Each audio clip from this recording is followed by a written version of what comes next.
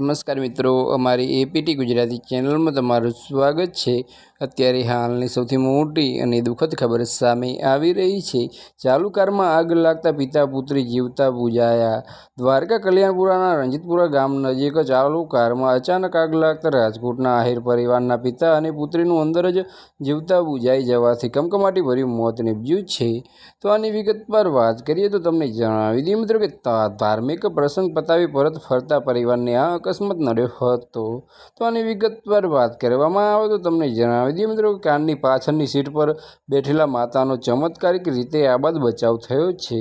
તો આની વિગતવાર વાત કરીએ તો તમને જણાવી દઈએ મિત્રો કે જ્યારે નજર સામે પતિ પુત્રી ગુમાવતા પરિવારમાં માતમ છવાયો છે।